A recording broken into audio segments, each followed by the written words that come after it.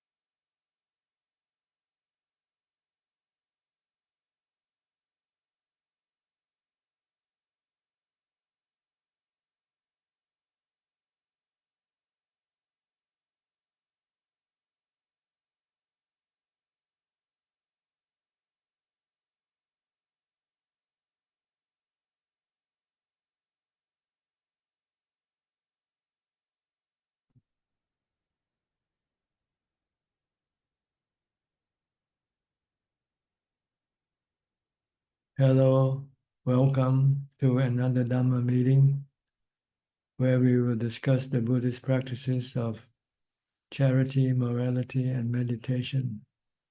Everyone who is interested is welcome to join. We shall start with our first participant.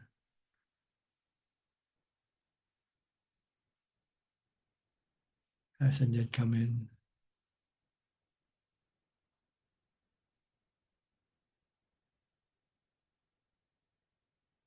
Okay, our first one is Rohini from the UK. Hi, Rohini. How are you? I'm very well, thank you, Ajaan. Thank you. I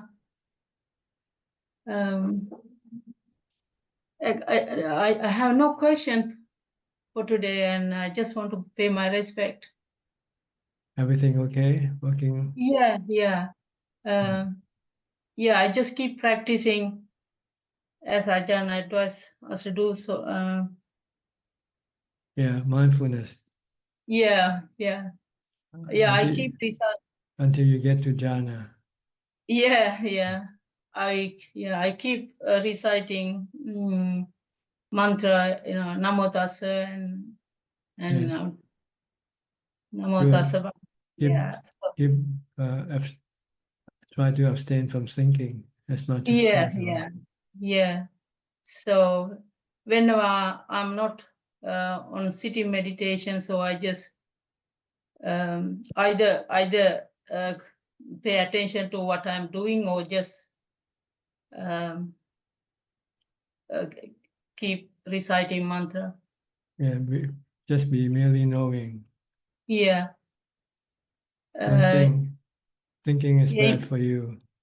Yes, really helped me. Ajaan's advice to change my life. Good. Thank you. All right. Yeah. Next, Al Sosim from Penang, Malaysia.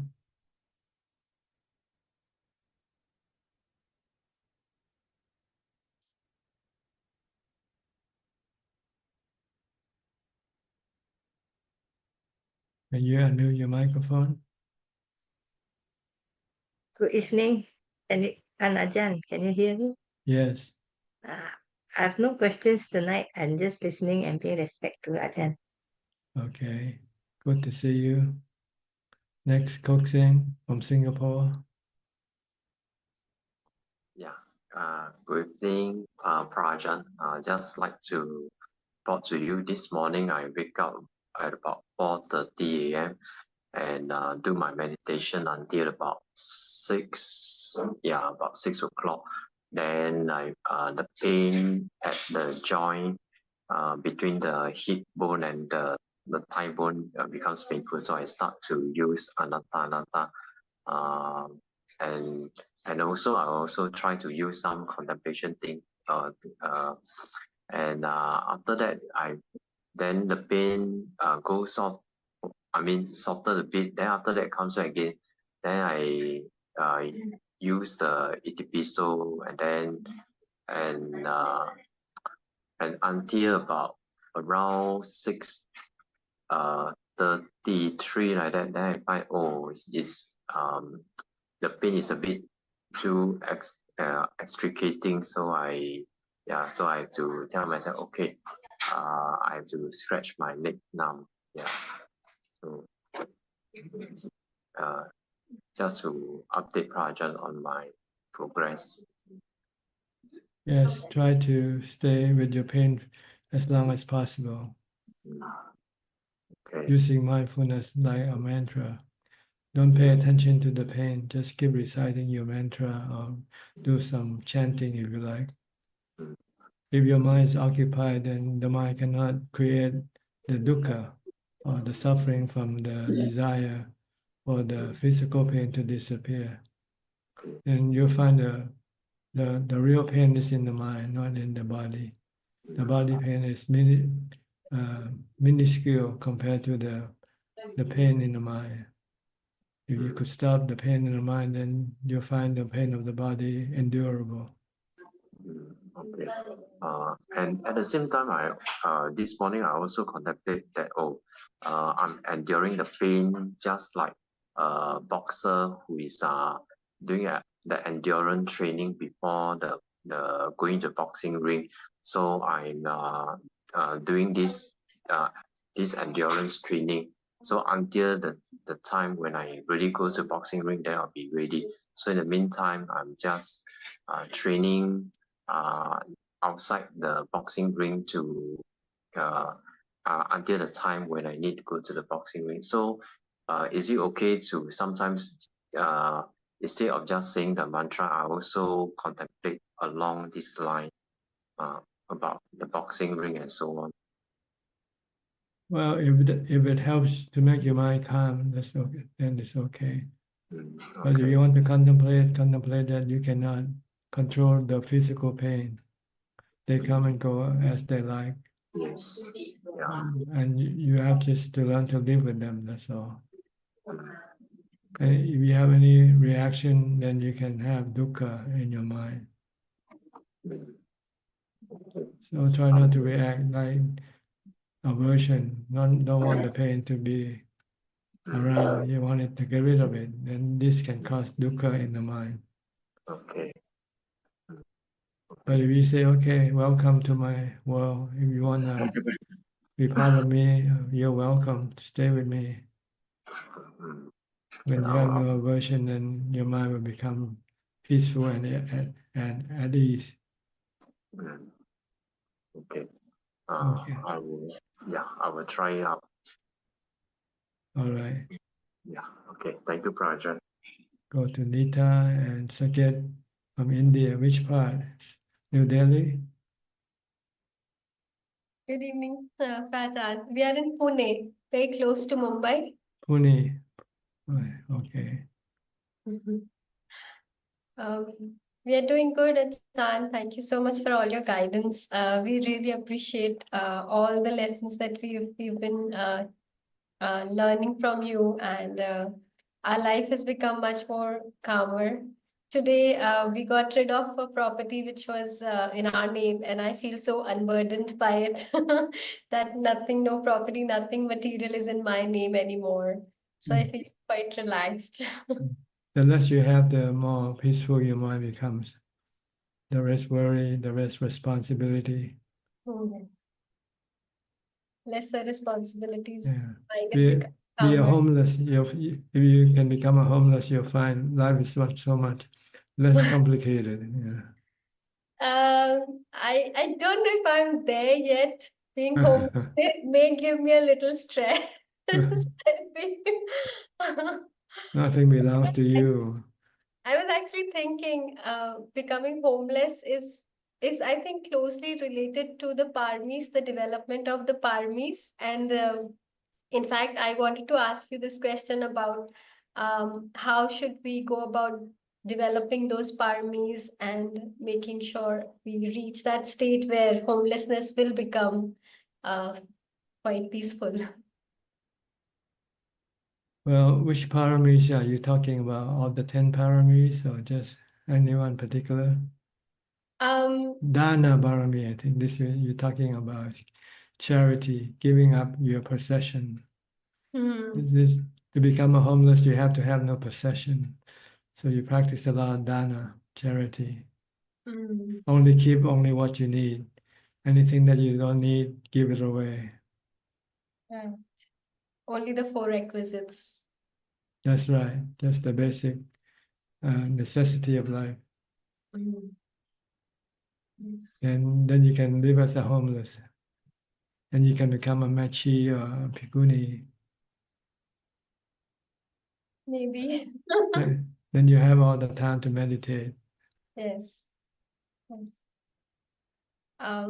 Yes, there is dispassion towards the material realm, and there is more peace in being at home and meditating. Yeah, that shift is there. Yeah, just keep on practicing and you'll find that you can afford to give more away. As your mind become more calm and more contented, then you find that you need less things. And you find having them to become a burden. So you want to get rid of them eventually. Only keep what you really, really need.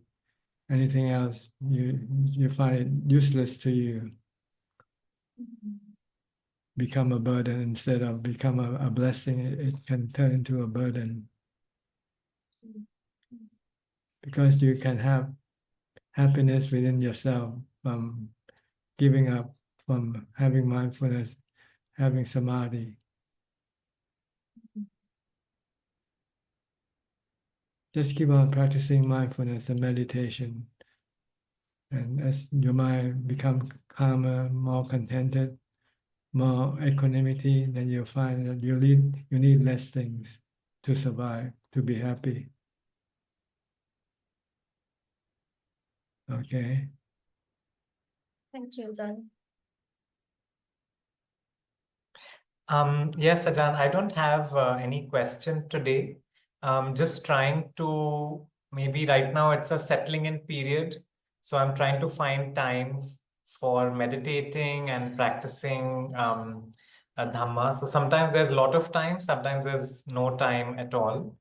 But hopefully in the next week or two, there will be more, things will be more settled and we'll be able to practice more. So Yeah, sometimes you have to make the time. If you wait for the time to make itself up, you might not find it. yes, I will keep that in mind. Because your defilement can lead you astray to go and do a lot of other things that you don't really need to do. So you might have to set up a time for your practice, at least an hour a day or 2 hours a day or something. Yeah. Or else the defilement will fill up the time for you unknowingly. Yes. Certainly makes sense. Yes. Okay. By the way, does the word saket means anything? It means gateway to heaven. Gateway to heaven, I see. And it is also an ancient Indian city. And I think it figures in 1 or 2 suttas. We have a temple in Bangkok called Wat Saket. And it's rested on a small hill.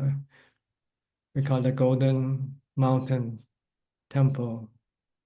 Wonderful. Good to know. Maybe it has the same meaning. I'm not sure. It's called Wat. Wat means temple in Thai, and the name is Saket. Wat Saket.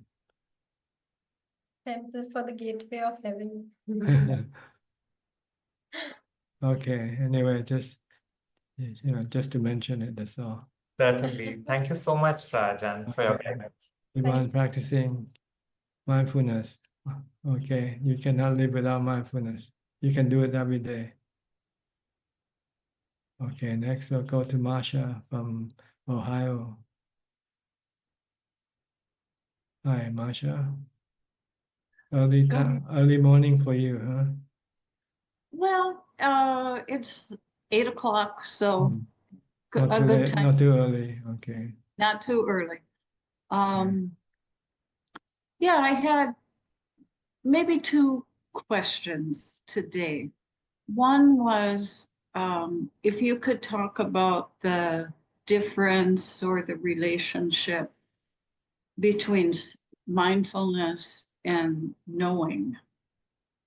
Are they the same or how are they different? Knowing is the function of the mind. The mind knows, but sometimes the mind doesn't have any control over the knowing. It can know anything. It's like a boat without a rudder. It can go according to the flow of the river, the water. Has no definite direction. But with mindfulness, it's like having a control to control the mind to stay fixed with a certain particular thing. So mindfulness is just like a controller of the mind, to control the mind to stay still in one place and not flow with the flow of the information that comes into the mind, like the thoughts and emotions and so forth. See, without mindfulness, then the mind will just flow with whatever emotion or thought that comes and go. But with mindfulness, then you can control the mind to just stay fixed. Don't flow with the thoughts or the emotions. Let the emotion go and come, and don't follow them really. Okay. And Is then the that clear? second, Is that clear enough to you? sort of. And then it sort of sounded to me like mindfulness was more useful than knowing, that you could get lost in the knowing, but the mindfulness has the element of control. Yeah, like the steering wheel of the car. Mindfulness is like steering wheel of the car. Without the steering wheel, the car just keep running whichever direction it wants to go. Yeah. Whatever. Mhm, mhm. So the So- mind has this knowing all the time, but sometimes just know anything that comes up in the mind. Sometimes good thoughts, sometimes bad thoughts, sometimes good emotion, sometimes bad emotion. And without mindfulness, it can be taken over by the defilement. If good thought, if the defilement like, then the defilement will go tell the mind to go after these good thoughts, or have aversion for bad thoughts, for instance. Mhm, mhm. But with mindfulness, you can tell the mind to stop going after things. When you find from wisdom that going after things can cause the mind suffering, then you want to stop it. Then when you start to have craving for certain food or certain things, and you cannot get it, it can make you feel bad. If you don't feel bad, then you have to stop your mind from craving for these things. Mhm, mhm. So it's a very important tool. It's a controller of the mind. You can say that. Okay, Controller of the knowing. okay. And then I've read in some books or heard in some talks from the Thai forest tradition where they'll mention the still point, that the mind finds the still point. And I just thought I'd ask, what exactly is that? When the thoughts stop, see, when there's no thinking, then the mind becomes still, become one, merely knowing, without the thoughts or emotion created by the thoughts. Mhm, So when you use mindfulness to focus it to stay fixed on one object, such as a mantra or your breath, it cannot go think about anything. Then eventually it will stop thinking. When that stops thinking, it becomes one point, Okay. becomes still and peaceful and happy and have equanimity. That's the fourth So if- jhana. That's what the fourth jhana is. Okay. So then if you can use mindfulness and get to the still point and the jhana, then the knowing wouldn't be a problem at that point. Then you're like, then do you shift into knowing at that point? You don't have to shift. The knowing is always there. See? Always there. You just want to prevent the knowing to be influenced by the defilement. Okay. You don't want the knowing to be deceived or be misled by the defilement to go after things, because things that the defilement want us to go after, they are all dukkha, because they are impermanent. Mm-hmm. Mm-hmm. And the only place that is good for the mind or the knowing is to be still. Okay. Because when the mind becomes still, there is peace and happiness and contentment. Mm-hmm. Then you don't need anything. You don't need to go after anything. No, you don't have to go after wealth, money, or fortune, or fame, or anything that people are going after. Mm-hmm. Mm-hmm. You can stay put and be happy. You are the example of that, because that's what I noticed from the first Zoom. The first thing on Facebook I saw was like, I thought, man, this monk, he's just there and he's not moving.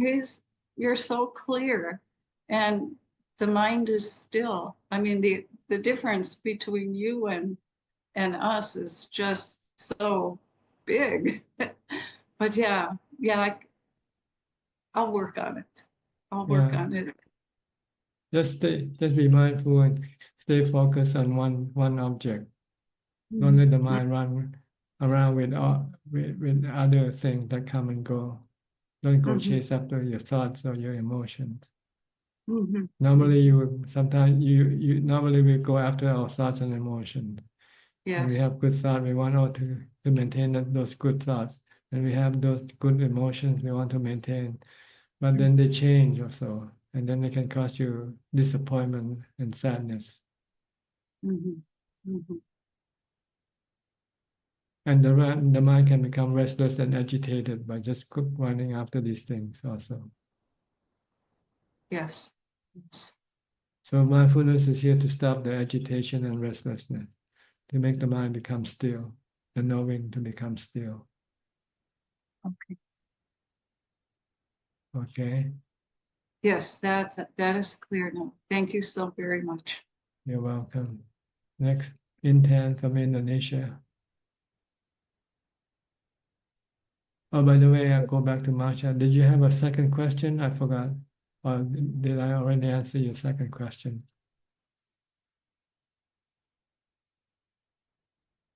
Okay, no problem. No need to ask any more questions. Okay, good. I'll go to Intan then. Intan from Indonesia. Good evening, พระอาจารย์ พระอาจารย์ I reschedule my retreat to early March. Oh, early March. Okay. Yes. Cause now I must to process my client claim.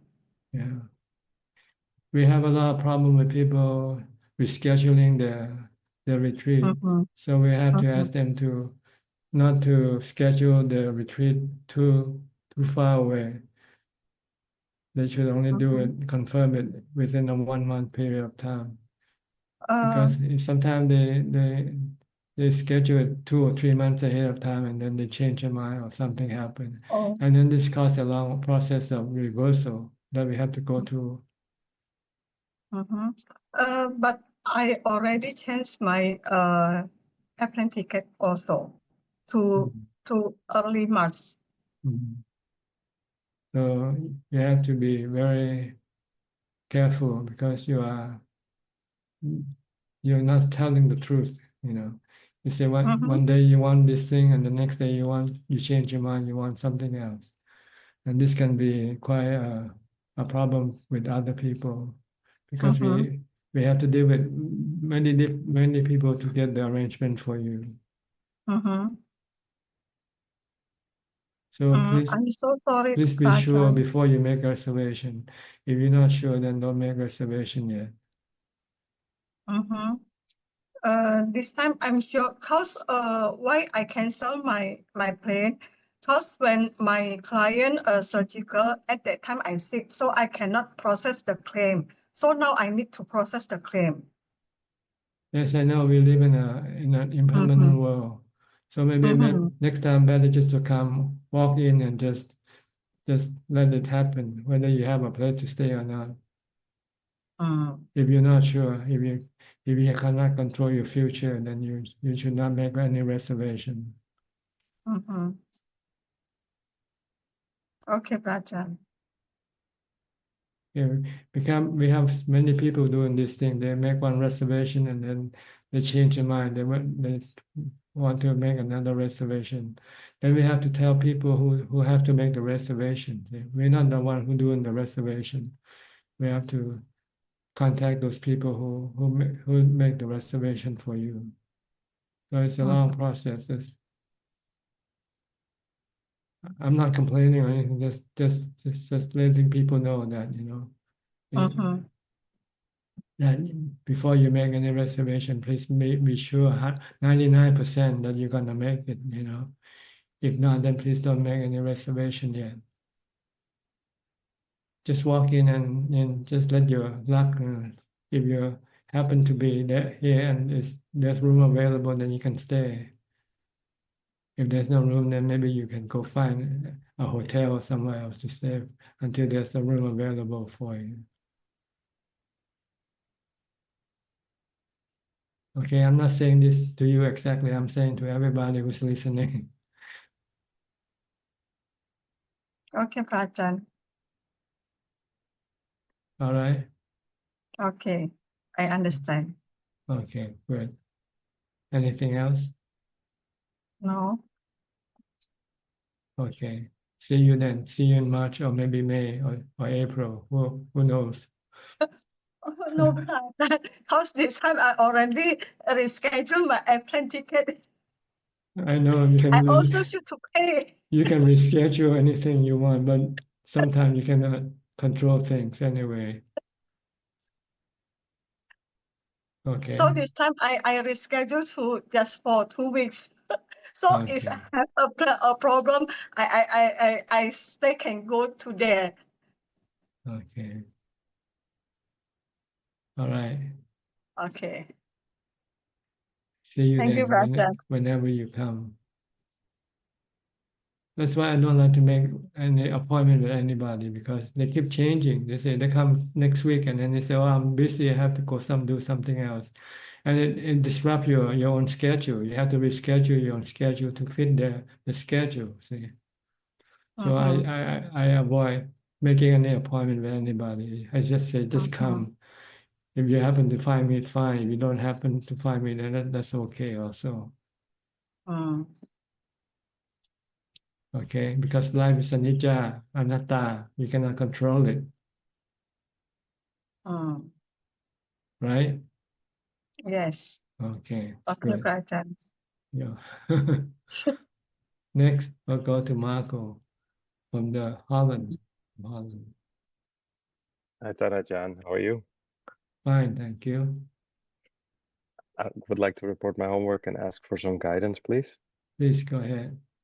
I've been noticing that the work situation is affecting my meditation somewhat, and I have a feeling that I'm stuck in my meditation. And what I mean with getting stuck, I feel that I'm getting pity, like a feeling of goosebumps, which feels really good. And how do I know if I'm addicted to that and just try to find that point? Because I don't seem to appear to go further than that. So what I try to do is when that feeling comes up, to have mindfulness of the breath, go back to the breath, but the feeling just keeps going and it doesn't stop. Just don't So how, indulge in it. Just be merely observing it. okay, And look at it as the anicca, dukkha, anatta. Sometimes it can come up and sometimes it might not come up. Not always it's not always certain that you'll have it. So if you don't expect it, then you won't feel disappointed when it doesn't come up. If you expect it and it doesn't come up, then you can become disappointed. okay. So and if it stays for a longer time, does that mean I'm indulging in it? indirectly? No. As long as you just merely know it, whether it stays short or long, it's not indulging it. Indulging is when you have expectation for it to happen. You become attached to it. That's what I'm saying. So every time you sit, you have this expectation. Well, when will I get a goosebump again?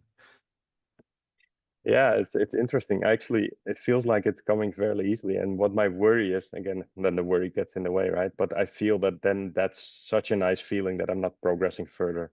And I think that that's because deep in my mind, I want to reach first jhana. And I think that that's not the right way to do it. So I'm concerned that's the proper way, but I should just observe it. And then I think eventually that progress will be made automatically, right? If I just have that observance only when it comes up. Yes, actually, piti or sukha that you experience is either in the first or the second jhana, really. Okay. You have to go read in the sutta that describe the different characteristic of the first, second, third, and fourth jhana. I think it is in one of those four. Okay. Okay. That's yeah. Okay. I'll do that. I didn't think about it like that at all, actually. So it would be strange if I'm then looking for something which I've already passed and then not looking at the future, or what comes next. But then I should go back to the scriptures to see what the next step should be. Should I change my practice, or is this practice then proper? Because then I feel I'm making progress, right? Well, just to make you better understand what you are experiencing. See, sometimes you drive through a town that you don't know the name, so you might have to look up the map and say, "What's the name of this town?" That's all. Just to confirm your to let you know whether you're going in the right direction or not. That's a really good analogy. So yeah, the reason why I'm afraid is because in the past I was so convinced about certain things. I'm now afraid to be certain that I'm reaching it, but this is a good one. I'll try to find it out. And anyway, I have the feeling that practice is going okay. And I had another question regarding the Satipatthana Sutta. There's a reference in one of the scriptures that I was reading referring to the seven factors of enlightenment. Could you explain more about those? Well, they are similar to the Noble Eightfold Path. They have mindfulness, they have equanimity, they have right exertion. So it's just another way of looking at the Noble Eightfold Path. But this time it comes only with 7 factors instead of 8. Okay. But it's relating to those, and basically if they come together in the proper way, in the proper middle way, it means then it means you're on the path. You're on the path to enlightenment. Okay. Factor of enlightenment or path of enlightenment is the same thing. It's just described differently then, but there's the same meaning to it. And one of the things that I heard as well, it's not that all the factors should be seen as having equal development, but should all have the same development reaching to the middle path. So some of the aspects that might be easier for some personalities as opposed to others, right? Well, maybe when the Buddha gave talk to different type of people, they have different level of attainment already. So sometimes he could skip some of the other unnecessary part and focus only on the part that the listener need to know. Like the 5 spiritual difficulties. This is also the Noble Eightfold Path. You have diligence, hindrances, right? you have mindfulness, you have samadhi, you have wisdom. Yeah. So you have to understand when you read something like this that they're talking about the same thing, but not completely, because when the Buddha gave the talk to this particular person, he might not need to know the other part because he already have accomplished it or something. Okay. Makes sense. One of the other things that I've been experiencing is that I've been realizing that I've been quite selfish with my practice, in the meaning that, of course, I'm a father and a married man, And I've been trying to keep the 8 precepts as much as possible, which is now, I've kind of made a decision to do that on my own. And I'm feeling a bit guilty because of that, because I still live in the world which I choose to be, of course, to be this husband and to also have the work. But at the same time, I'm feeling that I'm making the right progress. So I'm struggling a bit with the true attachments that are still there, and I know that I'm not ready to let them go yet. But I also know that I want to let them go, and it's a difficult. Well, one day you're gonna have to let them go because they'll go anyway, whether you let them or not. That's that's true. That's true. But that's the point where the wanting to comes in, right? So is Yeah. that then underlying the feeling like, okay, that's gonna happen anyway? Well, since it's gonna happen anyway, then why push the process? That I think that's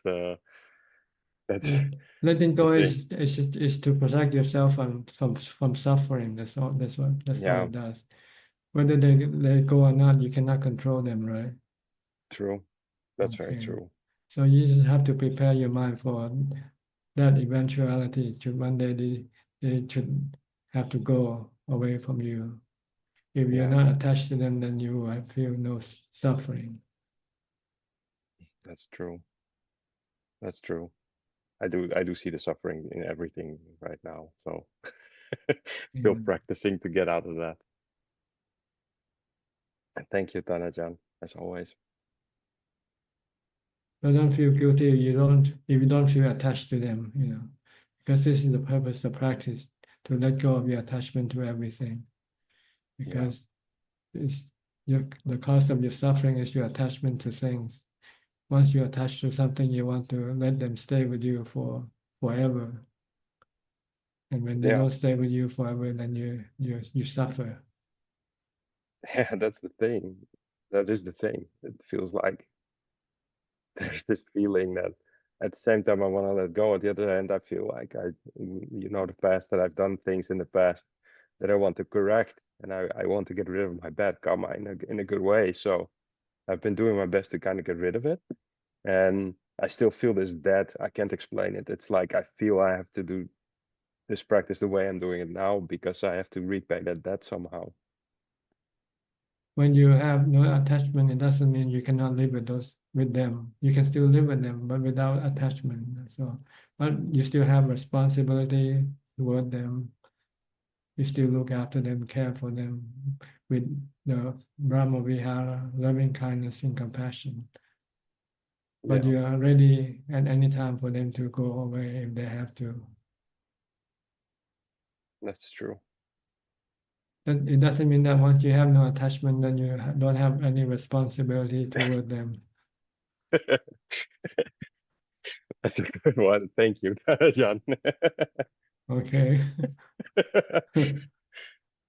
That would be funny if that would be the answer. Oh, that was the goal. I didn't want to have any responsibility whatsoever. That should make you feel guilty, not because you don't have any attachment, because Thank you. I feel better now. Thank you, Tanajan. okay. Thank you. Anything else? No, that's it. Okay. Thank you. I'll go to Kenan. Hi, Kenan. Where are you from? I forgot. From the UK, right? Yeah. Okay. What can I do for you today? Can you hear me? Yes. Hi, I'm from Chicago. Chicago, okay. Yes. Yeah, I have a couple questions, Tanajan. Go ahead. Yeah, the first question is brain like a physical function of the mind? No, brain is a physical controller of the body. Oh, okay. It's not part of the mind. It's the one that controls the activity or action of the body. But it's the mind who tells the brain what to do. Okay. The mind says get up, then the brain then send the signal to the body to get up. I see. So if someone is like in a coma, is their mind still there? The mind is there, but it cannot use the body because the the function of the brain is not working properly. It's not working properly. Okay, I see. And then my second question was, how does avijja arise? Like where does it originate? Oh, Avijja means no knowledge. So no knowledge doesn't arise. It's there when you have no knowledge. It means you have avijja. See? So that's where it started, I guess, right? There's no beginning of no knowledge. You know? Because there's no beginning to the mind. The mind doesn't begin or end. See? It's something like a circle. Can you find a starting point and an ending point in a circle or not? Right. Okay. Yeah. Any point can be beginning and any point can be an ending, right? You just pick any point. Yeah. So that's the nature of things, of the mind. The mind isn't created nor destroyed. It's there. And it's just trying to find the beginning of the mind, because the Buddha tried that and he said he couldn't find it. So he said it's not important to know the beginning or end of the mind, because there's no such thing as beginning or ending of the mind. What we need to do is to find out the cause of the mind suffering and get rid of that. Okay, so that's that's our focus. It's just to get rid of the sufferings. Right. And the suffering is caused by the mind ignorant of the truth, of the Four Noble Truths. Okay. So you want to teach the mind the Four Noble Truths. Then it will have knowledge to deal with the suffering that it's been creating by itself all the time, the craving inside the mind. Let's see. Okay, thank you, Tanjan. Okay, is that it? That's all. Yeah, thank you. Okay, you're welcome. Next, Cove from California. How's the Wi-Fi? Still burning? Hi, Tanajan. I think it's about 90% contained. We had 1 day of rain, this weekend, so that helped a lot. But I heard you might have problem with mudslide now, huh? Yeah, it keeps on going. Yeah, I guess all that debris and the air pollution has been quite bad. So yeah, trying to remember anicca Anatta whenever. also, anatta, uncontrollable. Mm-hmm. You cannot control nature. You know, this is the force of nature working. Mm-hmm. Yeah, I thank you, Tanajan. I didn't have any questions today, but hoping you're well. Okay, you're welcome. Next, Celia from Peru. Anicca, dukkha, anatta, still? Dukkha manicca nanatta. But still, yes. Even the impression. Yeah, I've been practicing as you recommended me from last week. It's going well. So many thanks. I don't have questions. Happy to listen. Okay. Ning, are you here? Can you hear me?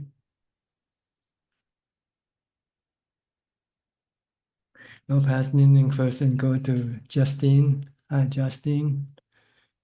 Is this your first time to join us? Where are you from? Hi, Ajahn. Yes, this is my first time joining you via the Zoom chat. I previously visited Wat Yan a few years ago. So I have a few questions on meditation. So I was trying to focusing on the breathing and the mind. I feel the mind can come down, come down to some level of samadhi. But I don't always have piti sukha, which I believe is a necessary part for first and second stage jhana. And I did try to gladden the mind, like the Anapanasati Sutta said, to lift up the mind, but that doesn't work in arousing piti sukha. I think maybe a reason is that I try to use anicca to pulling the mind to keep it from being scattered and proliferate. And I think life is short and impermanent, and that arouses a sense of urgency for me to practice. but maybe that makes the mind a little bit too sober and not happy enough. I think maybe that's why. Do you think that's the case? I mean, how do I arouse piti sukha? You don't arouse them. You stop your mind from thinking. That's the goal of meditation. Uh-huh. And when the mind becomes less thinking, there's less thinking, then the mind becomes more calm and peaceful, and maybe piti will arise from there. So it's not thinking that will get you there. It's just stop thinking that will get you there. Right. So just watch your breath and don't think, don't analyze, don't say anything, don't use your thought at all. Just use your knowing to watch the breath. Okay. So I did try to practice, following the 16 steps in the Anapanasati Sutta, and it talks about how you need to, experience the body, relax the body, experience piti sukha, and then experience the mind formations, calming, tranquilize the mental formations, experiencing the mind before you gladden the mind, and then concentrate the mind. And the next step would be liberating or release the mind. This is not the way to meditate. These are the result of your meditation. What you do is just focus on your breath only and don't do any thinking or analyzing. Then all these 16 steps will come up naturally by themselves. You cannot force them to come up or set up this thing in your mind. Okay, I'm happy now, I feel released now. This is not something that you can do. It is something that result of your concentration on your breathing, on your breath. I see. So just watch your breath, that's all, at the tip of your nose. When the breath comes in, just know it comes in. When it goes out, just know that it goes out. That's all you need to know. Okay. And don't be distracted by anything that might appear during your meditation.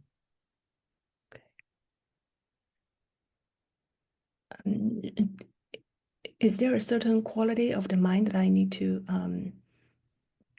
prepare the mind for before getting into the meditation? Yes, just practice more mindfulness before you start meditation. You have to practice mindfulness all from the time you get up to the time you go to sleep. Can you do that? Just focus your mind on your body all the time. Keep watching your body activity. Don't let your mind go think about the past, the future. Just keep it stay in the present with the body. You can only do this if you're in a retreat.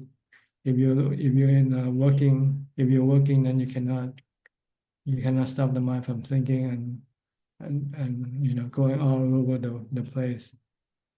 To be able to practice mindfulness, you have to be alone in seclusion and have nothing to do except just being mindful of your body. Okay, thank you. My next question is on the 4 mental parts of the 5 khandhas. So, I believe you mentioned earlier that perception is remembrance, Sanya. and the sankhara is volition or thinking. Yes. So is analytical thinking also part of sankhara? Yes.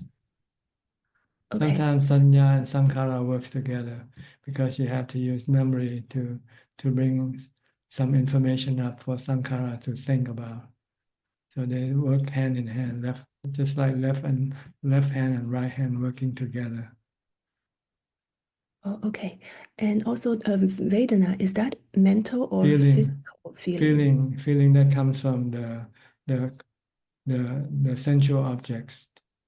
When you see something, you get feeling toward that from that thing that you see. Good feeling sometimes, bad feeling sometimes, neutral feeling sometimes. And the consciousness is, I know that it's consciousness from sensual organs, but Buddha talks about 6 senses. So I think, is that mind consciousness also part of consciousness? Well, you can Mental consciousness. you can say that if you want to include it, but principally we're talking about the 5 that come into the 5 sensual organs, the 5 sensual objects that is being transmitted by the consciousness, which we call vinyana. The vinyana is the one that connects the mind to the body. The mind and the body are two separate entities, and it's being connected by vinyana on the stream of consciousness that the mind sends to it to connect with the five sensual organs, the eyes, ears, nose, tongue, and body. So when the eye sees an image, then this image can be transmitted to the mind. Yes. And then when it get to the mind then start to perceive what kind of image is this. And if it say it's good image, then good feeling arise. And then you will start to think, what should I do with this good image? Or I should acquire it. So I go buy it or something, do something about it. This is how they work, the four namakhandas. First, the vinyana or consciousness connect to the body, to the sensual organs, to receive the sensual objects. Once it receives the sensual objects, then its perception or sanya will try to analyze whether this is good or bad or neutral. And then feeling will, good or bad or neutral feeling will then arise. Then sankhara will then decide what should I do with this good or bad image. Should I get rid of it or should I acquire it, for instance? Right. So is mind consciousness also impermanent in the sense that eventually we need to become dispassionate about it and renunciate it? I mean, if so, They are impermanent in the sense that they keep changing. They keep changing. You have different objects that come into contact with you. You have different sensation. You have different perception toward them. So it depends on the sensual objects or thought that you create that keep changing. It doesn't mean that they disappear or anything like that, but they just keep changing. Okay, so should we become like disenchanted about the mind also? We should just understand that this is their nature and don't expect them to be permanent. Like you have changing feeling all the time. But our delusion wants us to control the feeling. We only have good feelings. We don't want bad feeling. And this is the cause of the mental suffering, because you cannot control the feeling. The feeling keeps changing. Sometimes you have good feeling, sometimes you have bad feeling, sometimes you have neutral feeling. So if you want only good feeling, when you have bad feeling, then you can get suffering because you have aversion toward that feeling. So the goal is to teach the mind to understand the nature of these things and just let them be, let them come and go, rise and cease, whether good or bad or neutral. And in order to do this, you have to have a calm and peaceful mind from jhana. So you have to do mindfulness meditation to get the mind to become calm and have equanimity. Once you have equanimity, then you can then leave the khandhas alone, let them rise and cease, let them change without being affected by them.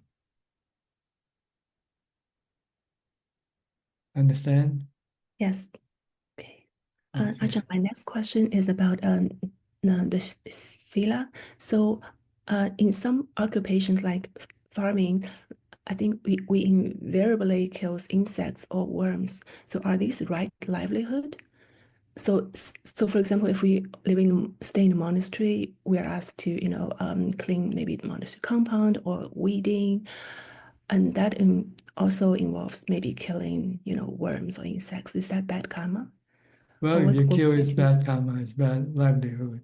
So you try to avoid killing in your livelihood.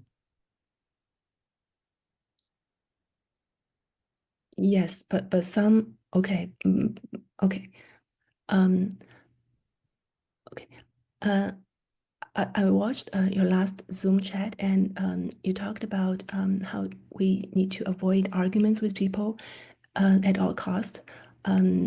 Maybe sometimes to just simply agreeing with them, but would that be untruthful speech if we, just promise people that we need to do something, but we actually don't want to do?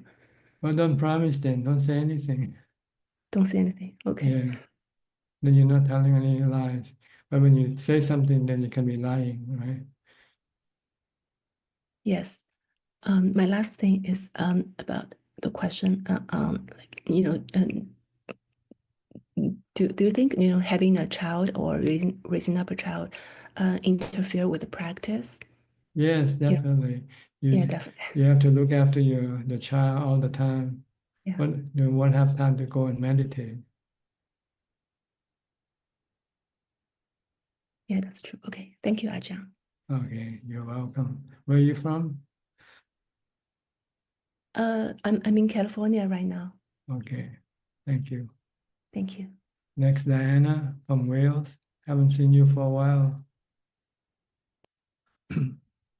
Greetings, Dhanajan. It's very nice to be here. It's been a bit busy and I've been struggling to slow down, calm down, and not do. I know the holiday takes a lot of time away, huh? Mm, mm.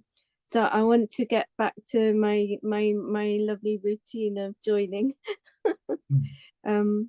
It's I find it really difficult, even just keeping the body still and not fidgeting, and you know, and that's a indication of the state of your mind, isn't it? That's right. It's the mind that moves the body. Mm, mm. So long way to go, but lovely to be here. Thank you. An indication of your restlessness and agitation, your mental Mm, restlessness and agitation. mm. So Yeah. practice mantra, recite mantra, Bhutto, Bhutto, or like Celia Chilai, Anicca, Dukkha, Anatta. This can calm your mind down. Yes, I will. I will. And more mantra, I think, yes. And stop all those pointless thoughts. Yeah, it's your thought that causes your restlessness and agitation. So sometimes you have to stop them by reciting a mantra or do some chanting. Mm. Thank you, I will. All right. Is that all? Yes, thank you. Okay. We'll go back to Nining now. Nining, you're back. Yeah, Ajahn, I'm very happy today. I'm happy every day indeed. The last 2 weeks, I taking care of my mom. She got heavy skin irritation, so I regularly put some cream in her skin. She looked so sad. Then I said to her, "Mom, you should have tools to make your mind calm and peace." And then my mom asked me, what should I do? Then I said to my mom that you should recite Buddha. Now that makes me more happier because my mom now recites Buddha every day. So at that time, I just say to myself that I become her daughter, that I'm paying the consequence of my karma, the result of my sensual pleasure cravings. I have to be patient overcoming this samsara. Is this the first noble truth, Ajahn? Well, you can say that you see dukkha. You can see suffering from your birth, and you are paying the consequence of your birth by having to do things that you don't want to do, or meeting people, having to experience something that you don't want to experience, like looking after your mother. If you Actually, can my accept, mom, if you can accept it, then you can stop the dukkha from arising. I can accept because she doesn't bother my practice. I mean that condition that doesn't interfere with my practice. I have no problem with most of the condition at this time. I mean at this time. Then you can stop dukkha from arising. Yeah, but the time I see my mom suffering, that the time that I should have upeka. I say to myself, because sometimes when I see myself suffer, it doesn't bother me at all. But to see my mom suffer, that sometimes instantly have effect that, but I have to be OPK so that I don't cry at the time. Yes, you have to look at it. This is a consequence of a karma for being born. Once you are born, you will be subjected to aging, sickness, and death. Yeah. Thank you very much, Ajahn, and thank you, Buddha, for the teaching, because that solves the daily problems very much. So I can accept everything. I mean, I learned to accept everything, even That's though right. now, yeah, even though I haven't accept all, but because sometimes I still want to cry if I see my mom suffer, but I have to be UPK like that. Yeah, because if you cry, you're only hurting yourself. You don't change anything anyway. Yeah, and then I make a statement like this, Mom, I love meditation. If you doesn't love meditation, we cannot meet in the next life. So my mom, oh, I have to learn meditation. Then I will recite Buddha. She tell me like that. I don't know. Is it? I mean, I shouldn't say that statement or not. But at that time, I just want to make my mom happy. Well, you That don't know for sure, right, whether you're going to meet again or not. yeah. I just want to make her happy because she suffers so much, so she feel more peace and calm when I beside her and taking care of her. That's why should I say like that statement, because everything is anatta. I said to myself again that anatta, it's not under my control, but what done is done. Next time better. I said like that, Ajahn. Yeah, better not say anything like that. Yeah. Next time I will rethink about what I said. Okay, good. Anything else? Okay. No, Ajahn, thank you for the teaching, Ajahn. Thank you, Buddha, for the teaching. Okay. Yeah, thank you. Next, Ricardo from Uruguay. You didn't come in, you didn't make it last time, so you're in today early. Good morning, Tana-chan. Very happy to be here. Last time I tried, but there were too many people, so they didn't let me in. I came too late, but I came. Yeah. So today, I used to go to make some swimming. Today I didn't go to the gym to do swimming. So I know it's better for my. I know I should not say soul, but it's my inner peace to be with you, with all the Sangha today. So I prefer to be here. So thank you for your teachings. Did you have any particular question today? Many. We'll start with one. Okay, let's make it just a few. I mean, there's so many people. One that is worrying me about, and there's a lot of discussions on the social media, it's about Buddha and meat. Some people argue that the Buddha said that we shouldn't eat meat, but I know monks do eat meat. So some, at least I know the ones in Thailand. So I ask you, what do you think about? Okay. Well, according to Buddha's teaching, it's not eating meat that matters, it's killing for meat that matters. So he teaches us not to kill. Excuse me. But if there's a dead cow, you can eat the meat from the dead cow if it's not sick or diseased. As long as you don't kill the cow for meat, for the meat itself, then it's okay to eat the meat. All right. But it's not okay to kill or tell people to kill for you either. Now you're not supposed to go to the butcher and say, "I like to have 2 chicken tomorrow," for instance. You cannot do this. Okay. But actually the Buddha never said do not eat meat. right? No, he never said that. That's why monks are allowed to. He said there are 10 particular type of meat that monks should not eat, which they are Pigs. usually wild animals, like snakes, tigers. Okay. We're not supposed to eat those type of meat.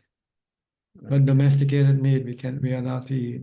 Domestic meat, like chicken, pigs, and cows, fish, and things like this.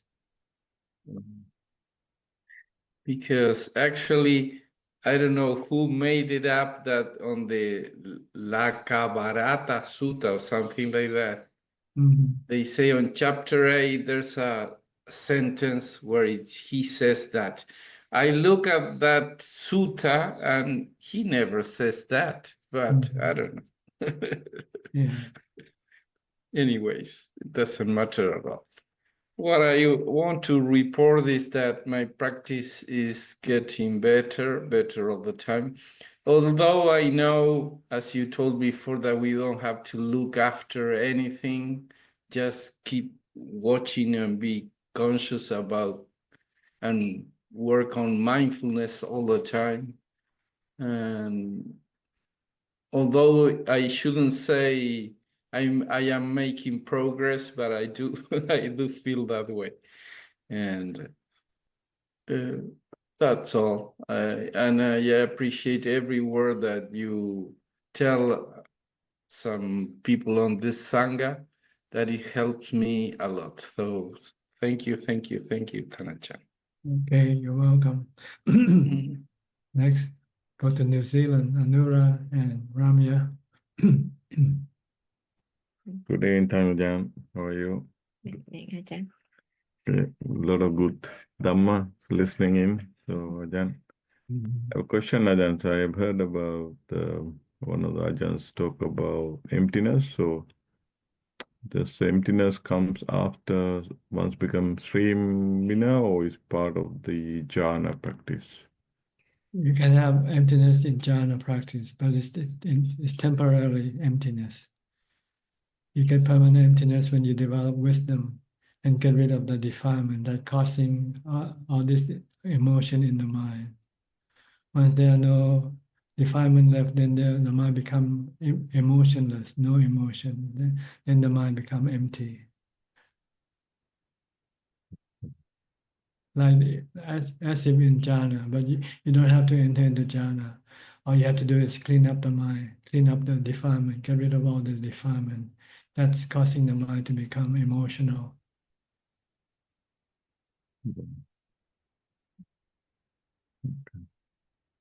You have to use wisdom to get rid of your defilement permanently, because the root cause of your defilement is delusion or vichara, the lack of the right knowledge, the knowledge of the three characteristics of existence. Once we see everything as having the three characteristics of existence, then we don't want to have it, then our craving for them will disappear. No defilement left.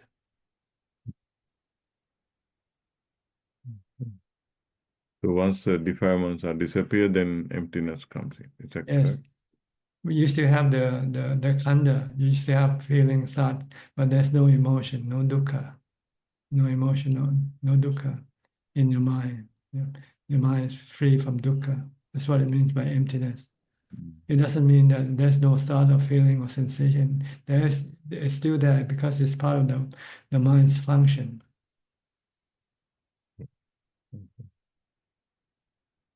Yeah. Okay, understood. Thank you. Yeah. Okay. Empty Okay, of thank you. Yeah. empty of suffering, empty of dukkha.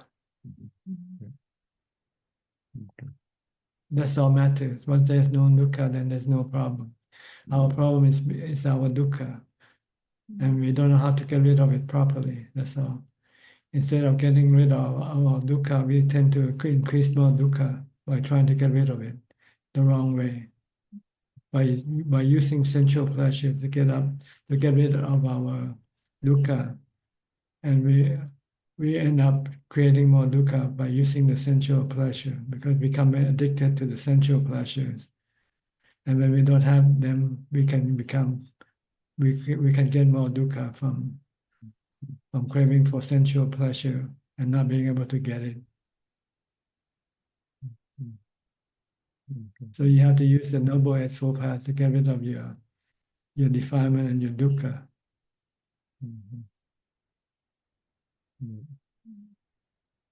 Not the other two extremes. When the Buddha first expounded the Noble Eightfold Path, he said, avoid the two extremes, sensual pleasures and self-mortification. This thing don't get rid of your dukkha. In fact, it increases more dukkha in your mind.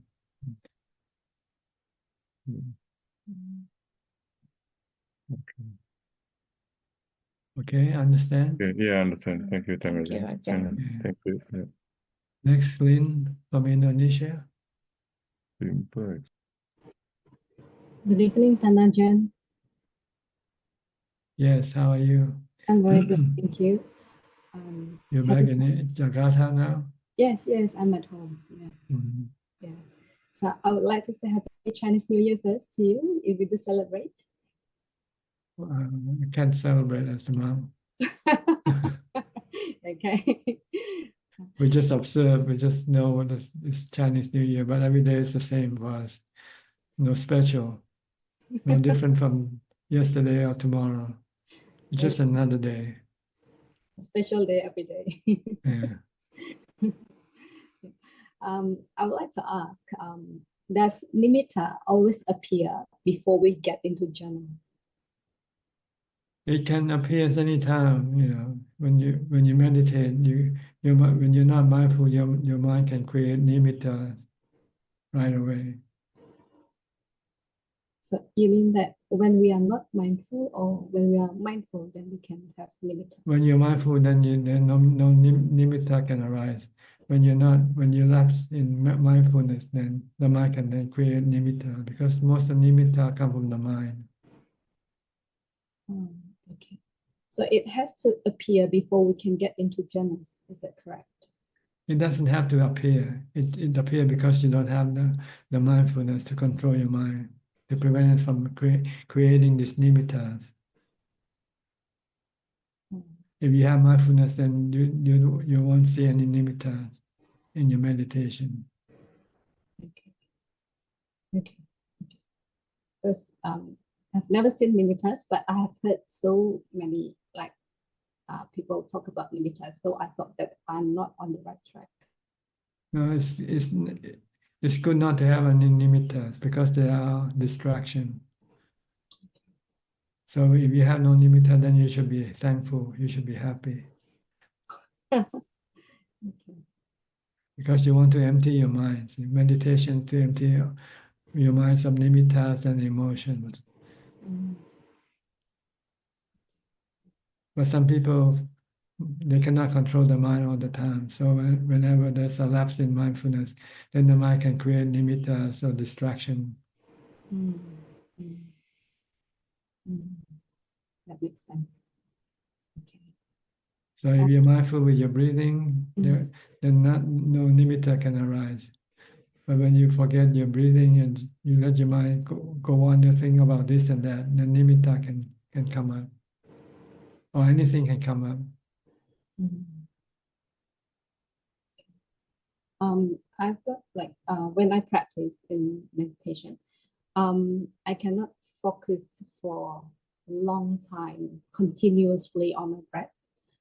And sometimes it takes me about 4 to 5 hours just to sit, to calm my mind down. So am I on the right track? Well, if you can calm your mind, then you're on the right track. The goal is to calm your mind, to stop, to make the mind to become still. It takes very long time every time. It means your mindfulness is very weak. So you have to practice more mindfulness before you meditate. Be mindful from the time you get up to the time you go to sleep, all day long, all day and all night long. Only when you sleep that you don't practice mindfulness. Because I teach, so I need to solve lots of questions or teach students with the questions, so I need to think a lot during my day job. So it's contradictory. Your livelihood is not supportive of your meditative life, your meditation. Mm. So you have to become a bhikkhuni or a mechi. Then you have all the time to practice mindfulness, stopping thinking. Mm.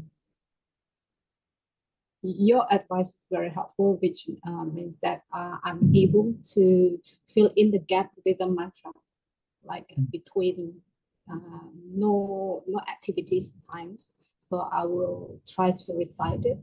So now I'm more able to sit more time throughout the day.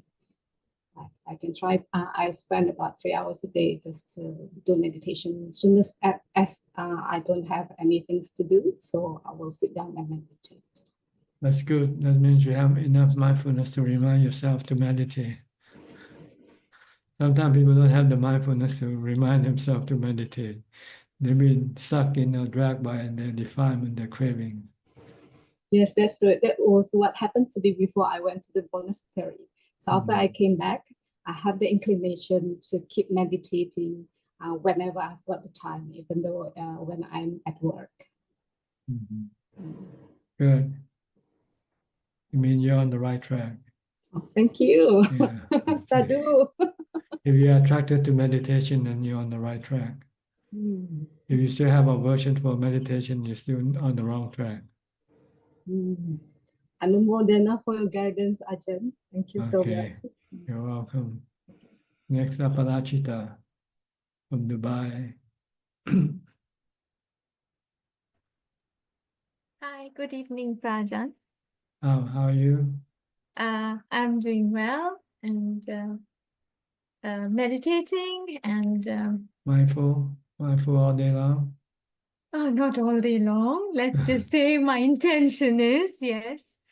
And I was also listening a little bit to, yoga-related philosophy, and some of it is very helpful to also bring your mind back. So that has been good. Good.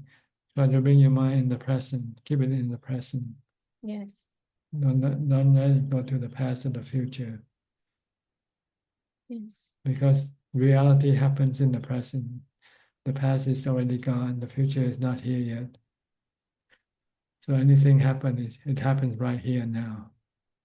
And if you're watching, then you can control what's going on. You can control your reaction to what's going on. And yes, I am recognizing more that anytime I'm reactive, it is all just a manifestation of some defilement. So Yes, that's it. And it hurts you every time you react. Yes. Better just to merely know and understand that they just come and go. You don't have to do anything to them. You don't have to react to them. They come and they're already gone. Because even, yes, the process is like just watch them and not get caught up with it. Yeah, let them come and go. Good, this is the result of having mindfulness.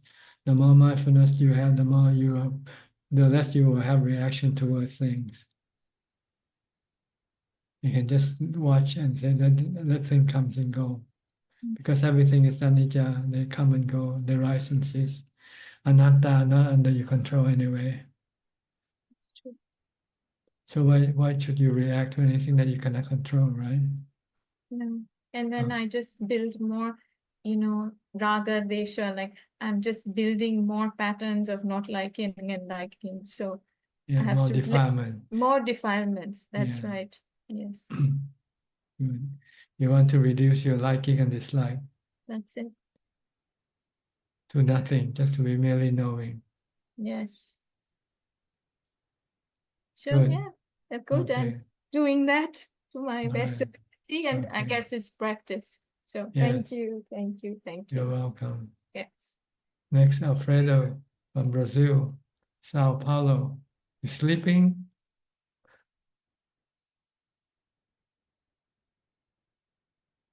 Can you unmute your microphone? You have to unmute your microphone first.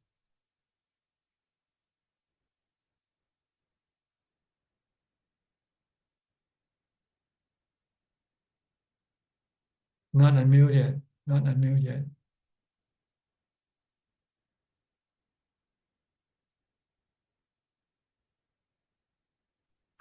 Okay. Okay? Yes. Oh, Yes. sorry. I use a new instrument, a tablet. Tablet. Okay. Yes. So how are you? No, in Dhamma, Bante, in Dhamma. Mindful all the time. Yes, very mindful, very mindful. Ubeka. Yeah. Yes, very upeka, upeka. For Brahma Viharas, upeka, meta karuna mudita and upeka. Yeah. Last year I work a lot in my house, né? Finished now? This year, what? Is the work finished now? Yes. Okay. Yes. Okay. This year is more easy to study a Dhamma, né? To panha. Good. To investigate the Dhammas, né? Why? Second. Why is it easier? What? What makes it easier to study the Dhamma? I hesitate, hesitation, contemplation, and meditation. Begin to hesitation. The Buddha, Dhamma, Sangha, Oada Patimokkha, Paticca Samuppada, Anicca Dukkha Anatta. My hesitation, né? My hesitation. Itipiso, Swakato, Supatipano. My hesitation. Patimokkha is very important. I finished with Patimokkha. Sabapapassa, Patimokkha. Sabapapassa Vikaranam, Usala Supa Sampada, Kanti Paramanta Potitika. Okay. So you learn all the suttas. You learn all the suttas. Yes. After contemplation, contemplation Sati, contemplation Yoniso Manaskara, contemplation Yataputta Nanadasana, contemplation supramundane levels, né, Bante? Contemplation the truth, for not forget. Only contemplation, thinking, né? Thinking, contemplation. Yes. And after I meditate, not thinking. Okay. Three areas. Okay. Hesitation, contemplation, and meditation. Okay. Good. I think, Bante, the virya is very important, né, Bante? Virya. The what? Virya. Virya. Energy. Energy. No, virya. Energy, virya. Okay. Energy. In Pali, virya. Virya. Okay. Virya. Yeah, It's very important. Exertion, yes. You have to exert in your practice. Without virya, you cannot advance. The Buddha said you have to, in order for you to get rid of your dukkha, you have to use virya. Yes. Good. So you have to be diligent, work hard, meditate, mindfulness, and contemplation, wisdom. Anicca, dukkha, anatta. Yes. And hesitation, né, Bante? Hesitation. In Pali and in Portuguese. I changed. Twice Pali, twice Portuguese. Okay. All right. Is that all? I like to recitation in Portuguese, viu, Bante? I like to learn Portuguese. You have Dhamma translated into Portuguese? Yes, a lot things of translation in Portuguese. There are very monks Portuguese, né, Bante? Lama Santen on Mahayana, but the basis of Dhamma is the same, né? Yes. Tibetan Buddhism, the basis is the same, né? Other things is different, but the base for Noble Truth. The core of the teaching is the same. The principle is the same. Yes, Paticca Samuppada is the base, né? Yeah. Nietzsche Dukkha is the base. Então, Noble Eightfold Path, same. Noble Eightfold Path, Lama Santen, Lama Michel, very monks in Brazil, very good monks to learn Dhamma talks. Okay. I think, Bante, the person have a Dhamma in life to practice Dhamma all life is very good, né, Bante? It's very good, né? Yes. If you can practice Dhamma for the rest of your life, you should be enlightened soon. Yes, yes. Okay. Okay, Bante. All right. Good luck to you. Oh, luck to you too, Bante. Luck to you Okay. too. See you next time. Next time. Next, Levan from California.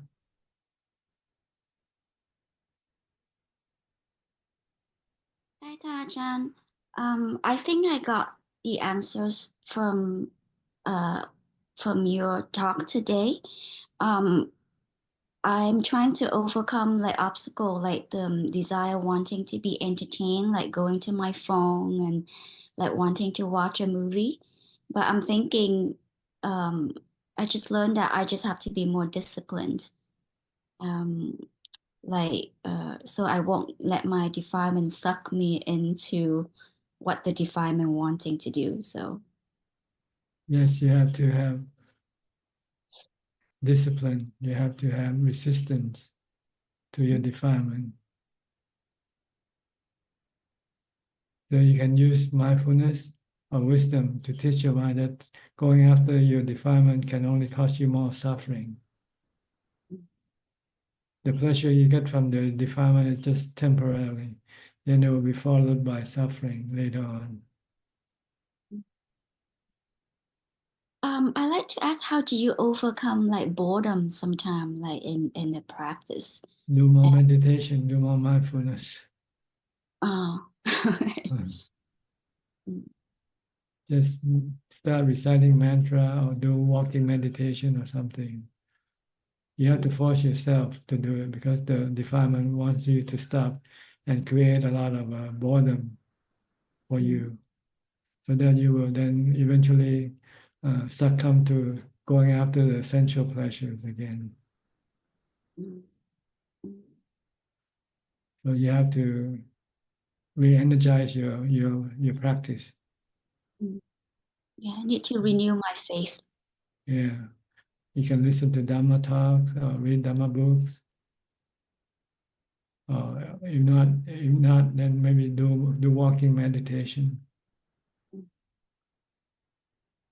Walking meditation can be not so hard as compared to sitting meditation. Sitting is harder, but walking at least you can move around, but you can still control your mind. Yeah, thank you, Ajahn. Thank you for your teaching. You're welcome. Next, Jason. Hi, Jason. You moved to Guatemala now? I thought you're in Florida. Namaste Kankram. Good evening, Tanajan. I resumed traveling, and yeah, my first stop on this leg is Guatemala. So I arrived yesterday. I see. And I was happy to be able to attend this morning here. Can be a bit challenging traveling with time changes and such. So what do you want for Guatemala?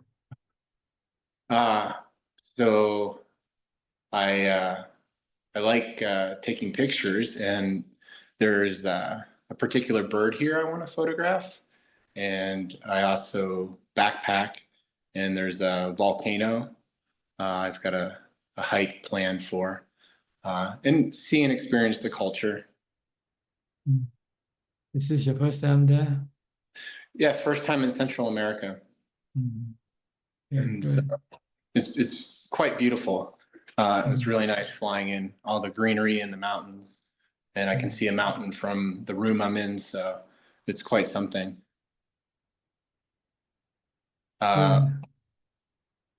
Yeah, a question did arise, and I want to thank everyone for their questions, and thank you for this opportunity for us all to come together and practice and learn. A question that arose for me regarding aging parents, and my mom's been suffering for quite a while, and I sort of have a pragmatic approach where I want to be solution oriented with giving suggestions on things that might help. But I noticed with her that she's quite closed to that.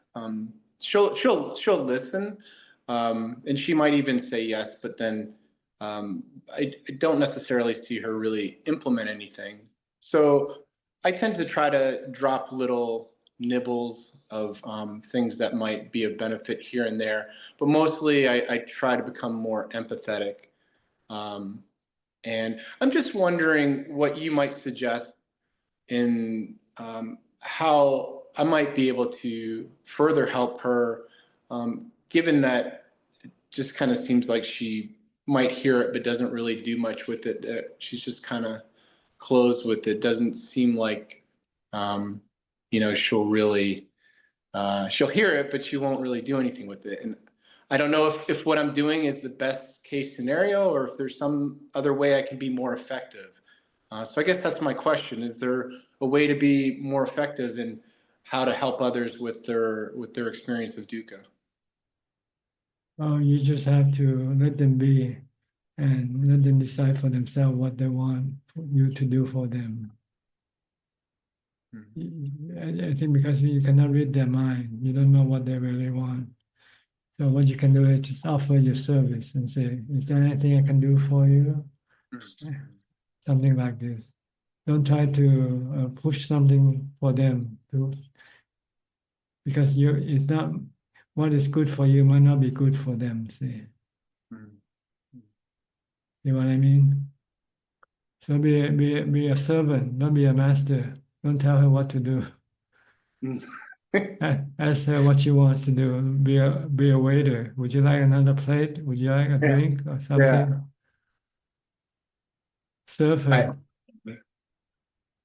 I heard a interview with a monk, and he was talking about filial piety, and that really motivated me. And so I have been trying to do that with my parents.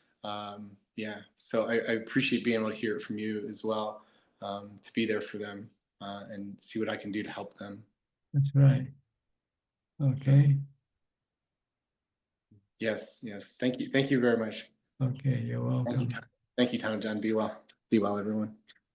Next, Sri and Jack from Vancouver, British Columbia. Greetings, Ajahn. Greetings, Ajahn. No question. No question.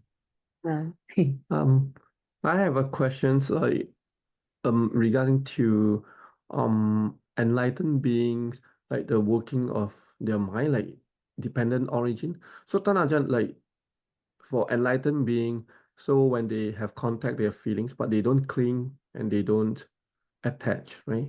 They don't react. They don't react with craving, with attraction or aversion. They're just merely knowing. Merely knowing me, is it because of the mind, like content, feel content? Content, and also knowing that by reacting is hurting the mind itself. See, when you react. When you react with emotion, if you react with cravings or aversion, then you're hurting your mind. So this go back to the wisdom that they have developed in Yes, their mind.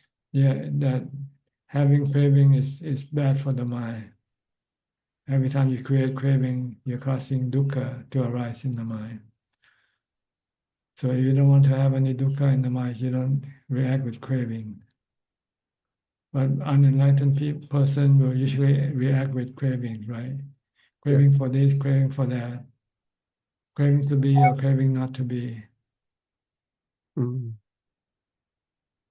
The best way to react to everything is just to be merely knowing, not reacting with any craving. Then there will be no suffering arising in the mind. no stress, no anxiety, worry.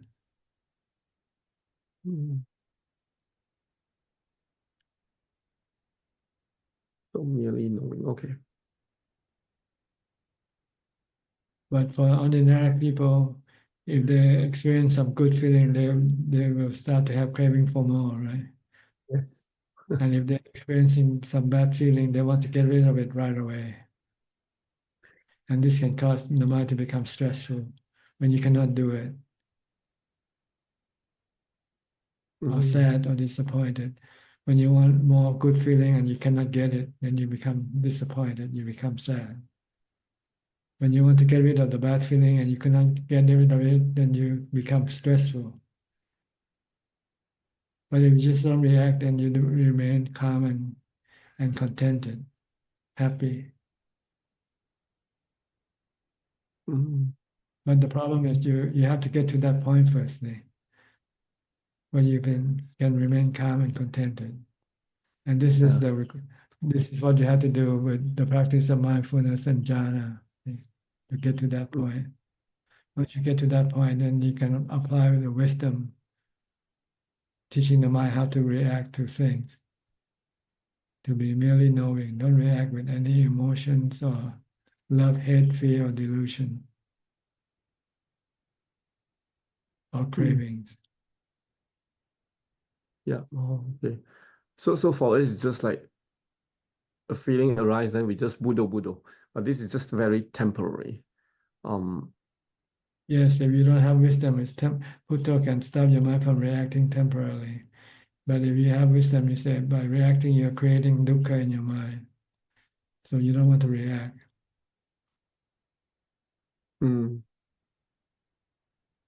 Like every time you react with craving, you're really hurting your mind.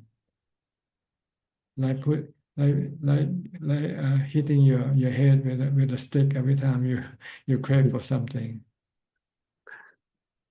Yeah. Okay. Yeah. Okay. Clear. Thank you, Ajahn. So this is what you want to do, to practice, to make the mind calm and not reacting by the practice of mindfulness first and meditation. Once you get the mind to be calm and not reacting, when you come out of meditation, when the mind starts to react, then you use wisdom to teach the mind not to react. Yeah. Okay. You all go back to wisdom. Yes. Even Four Noble Truths and the three characteristics of existence. Okay. Yes. Anything from you, Jack? Oh, thank you, Ajahn. Thank you for your teaching. Okay. No reaction. Go to Viona Charlotte from Surabaya, Indonesia. Padamitan Ajahn, I want to ask, I have heard that every second we create good karma or bad karma, except when we sleep. However, I also heard that sometimes we create something like great karma, which is neither good nor bad. Can Ajahn explain which one is true, or how we should understand this? Well, when we are awake, we tend to do all sorts of karma. It depends on what we come into contact with. Sometimes we do good karma when we see a person who needs help and you give that person help. You're doing good karma. And sometimes you feel angry and you start to shout and hurt other people, then you're doing bad karma. And sometimes you're just doing things for yourself, like going on exercise. This is neither good nor bad karma, neutral karma. So you do these three types of karma all day long, depending on the situation. But if you have the knowledge of which action is good and which action is bad, then you can stop if you're going to do some bad action. And if you see that a situation requires that you do good action, then you push yourself to do it. Then you can then you can make yourself do more good action and do less bad action. So you have to be mindful to know this, because before you do anything, you have to think first. And if you're mindful, then you can think what your mind is thinking. So if your mind want to go hurt somebody, then you can stop it from doing. And if the mind wants to go help somebody, then you say, "Oh, this is good action." Then you encourage it to happen. Eventually, you can then stop all bad action and do only good action in your life. Then you will reap the good result from your good action, which is peace and happiness, not dukkha or stress, which you will get from your bad action.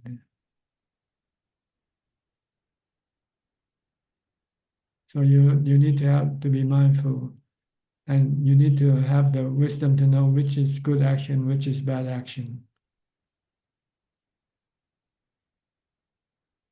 You know what is good action, generally speaking? Any action that can make other people happy, this is good action. Any action that hurt other people, then this is bad action. So try not to hurt other people. Try to help other people, make other people happy. Then you only get good feelings. Every time you do good action, you feel good. Every time you do bad feeling, you feel bad. So it's your action that is the one that causing all this good or bad feeling to arise in yourself.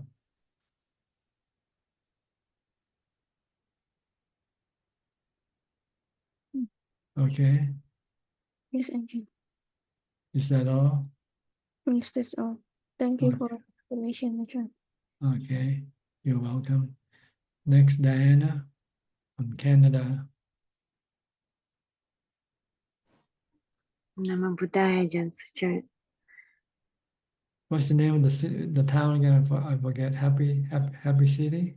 King City. King City. Okay, King City. King City. Okay.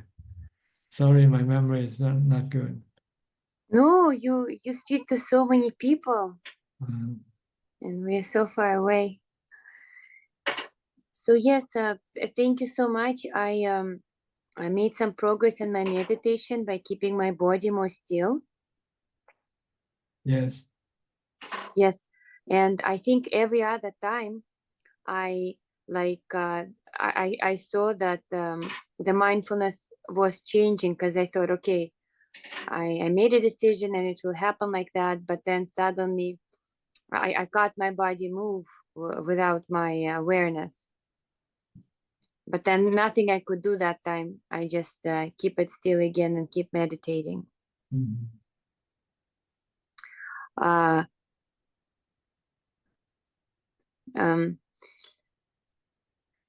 Then about I was keeping with the breath, and when the thoughts were coming, and if my breath could not keep them away, I used Buddha. Then when I was aware that the thinking was manageable, I came back to breathing. Sometimes I would catch myself thinking and then I would return. But something happened with the thinking. I had a question about, like, the thinking turned good. Like, maybe that's what I want to ask you about. Like, I was breathing and then the awareness came that, oh, this is a nature. This is the changing nature. Like something inside I would be aware of, like some expanding sensation, or the breathing would quicken or something. And then there was like a thinking of a nature. Is that okay? Or is that the thinking that I want to stop also? Yeah, you want to stop every thinking. So the thinking was tricking me. Yeah. Okay. When you meditate, you want to stop all thinking. You don't want to analyze anything at all. only when you come out of meditation, and if you want to analyze with wisdom, then you can do that afterwards. Because Afterward. if you think during meditation, then your mind will never achieve calm or become still. Mhm. Mhm. But I felt and I experienced quite content with my sitting practice, because then it felt like more like when I used to meditate a lot, like that kind of feeling of But content. there's more to go. There's more to do. You haven't Yeah. reached the final destination of your meditation practice yet. So keep on focusing on your mantra, on your meditation object.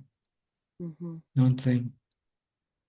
So after my meditation time is complete, previously I was in this routine that I would do a little bit of metta practice, like the four sublime state, but then now I'm wondering, because this week I've noticed I didn't leave any time for contemplation. Should I leave some time for that before jumping onto like daily chores? Well, contemplation of the sublime state is just to remind you how to react to people when you are meeting them. That's all. If you already know, then you don't have to. But if you don't, then this is just a reminder. You're supposed to be kind, be forgiving, making people happy. This is the chant that you chant about the sublime states. Mhm. So to remind you that when you meet people, you should be nice to them, be kind to them. You should be helpful. You should make them happy. Mhm. But Yes, if you already know this, then you don't have to chant. I know this, but sometimes when they do something I don't want, then I try to get them to do what I need them to do, but then I realize that, oh, I need to accept it. But in that moment, I don't experience metta. I still experience like aversion. So then I do like a review to remind myself to build the muscle or the skill or something like that. Yeah, you can do that if you like. So then the question is, then after that, I can do like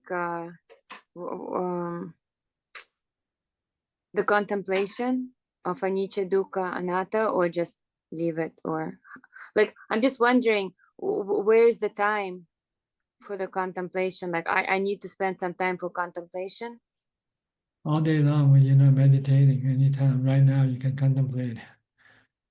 Yes, well, that's the thing, because if I'm shifting to chores, then the time for or the thinking for work or the chores, then the contemplation, like that takes it's like two things. You can contemplate on the chore that you're doing. This is anicca also. You're not Okay. gonna do this chore all the time. Okay. Yeah, I wasn't sure how to combine it. Okay. You can apply anicca, dukkha, anatta with every activity that you do. Okay, so instead of in my sitting practice, I do it like all day long and in any That's time. right. When you see anybody, you say this is anicca. You don't see this person all the time. In a few Right. minutes, he'll be gone, or she'll be gone, and you meet something else. Keep things up. Everything keep changing all the time. You can contemplate on the actual thing that's happening right there in front of your eyes. Mm-hmm. To teach your mind to let go of your attachment to these things that come and go. Mm-hmm. So yeah, okay. So then in that way, I've made some progress in my life too, like being able to attach, not by trying to detach, but more just making space by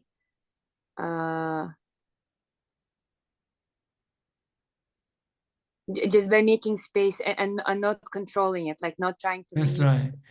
You can see every time you see something, you say this is anicca, anatta. Mm-hmm. Okay.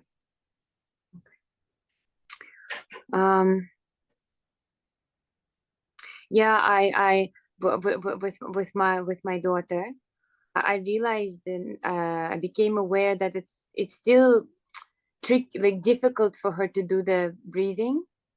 I give her time to do the breathing, but I realize she's not really understanding the breathing.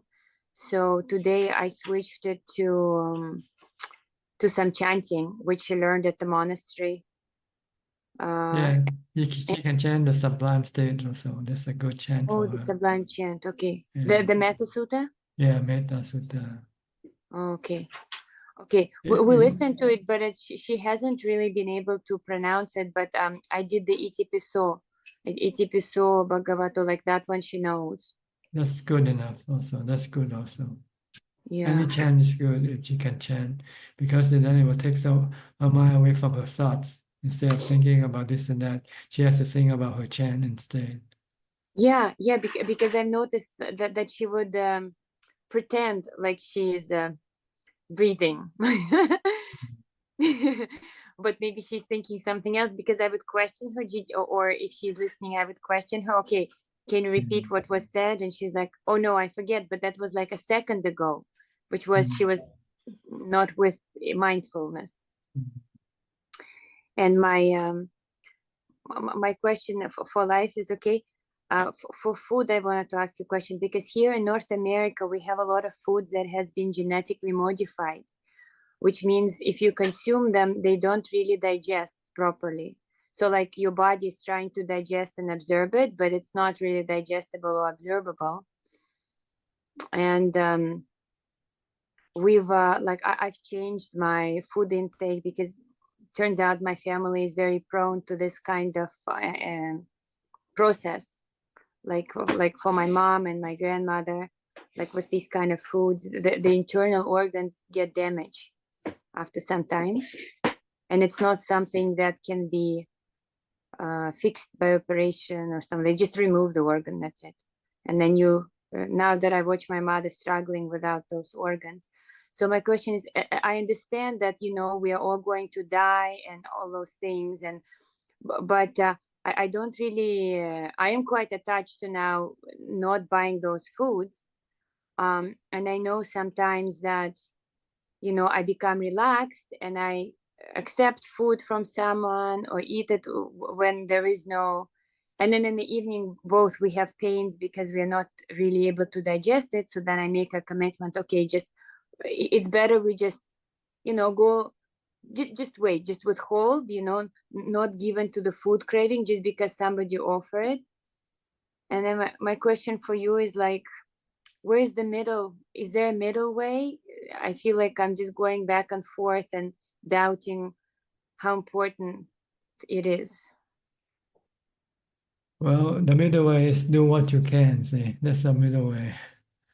If you cannot do, then you just don't do it. That's all. Do what you can. If you can choose. If you cannot choose, then you just have to take whatever you're given. Well, we also have a choice to like maybe not withhold, but just what's the word I'm looking for? Like refrain. We have a choice to refrain, right? Okay, that's a choice you can take. If you can refrain, you refrain. But sometimes you may not be able to refrain because maybe due to the social circumstances that requires that. Then you have to compromise. You have to modify your. So is it okay to compromise a little bit, but then? Yeah, that's what the middle way is. Not too strict and not too relaxed. Somewhere in between. Depends on the situation. But then, like on our own, then we can just maintain. That's right. Good for us, because it's really hard to like, if we participate in a monastery program, everybody's giving and they give us so much goodness and love. It's really hard, like, not to take food, and just like we went to monastery yesterday for some English sale, so then it was like some samosa was being offered, so I allowed my daughter to benefit from it. And okay, so we'll just keep the middle pathway. Yeah, you have to know how to when to refrain and when not to refrain. You just have depending on the situation you're in. You don't want to hurt other people, but also you don't want to hurt yourself. So sometimes you have to strike a balance between these two. Yeah. If it really is gonna hurt yourself, then if you have to hurt people, in order to protect yourself, you might have to do it. I mean, don't actually hurting them by hitting them or anything like that. Exactly. And by not doing what they want you to do sometimes. Yes. Yes. So one more success I had, remember, like some time ago, I was really struggling with providing like enough social entertainment for my daughter and things like that. So I was able to pull away a little bit, and you know what? It actually didn't feel bad. It didn't feel bad not to participate in this event and this event. So now we made more time to participate in Dhamma event. Good. So in case this might be, because you know nobody really has those answers for us as parents too much, you know, how much like should we allow our children like just to try everything on their own, or do we guide them and say this is the good investment for the time? I think you worry too much. Why not just be normal and just do things normally? Say it again. I mean, you might expect too much for your child, and then this can cause you a lot of confusion, how much you should do this or that. Why don't you just act normally and do like everybody else doing? Well, then there would be like no room for Dhamma. Like it was so hard to make that space on the weekends at least, because like all that parents do on the weekend is just entertainment and birthday party, and like just no space for anything. Okay, then you do whatever you can do. See. Yeah. Okay, but I will try to do the first thing that you suggested, sometime to experience this also. Sometimes you have to try things out and see whether you're doing too much or doing too little. Okay, I will listen this point again to make sure I heard you right. Okay. Yeah. You have just to try things out, whether it's good or bad. Sometimes you don't know whether it's a lot too much, maybe it's too much or maybe it's too little. You don't know this until you try it and see the consequence of this action, whether they are good or bad. Yes, that's what I tried to do for the summer. I tried to just go ahead and try it, and then what ended up happening is all this entertainment, it's not free. You need to pay for it. That means it's less gas, like, but to get to monastery, for instance, it takes gas money, right? And we don't want to come empty-handed for monks, so that also like is money. But if we spend that budget on a ticket, right, on a ticket to see the show with her friends or something, then that means that month we don't have access to the Dhamma program. So it's like if we had, if there was budget for both, maybe it'd be easier for me to just relax more. But because you're right, because I'm worried and tensioned because the budget is limited, then I need to kind of choose more. But I think that this last time I went, I just let go more about what the consequences would be. And in the end, it was actually, you know, more children came, she had more company.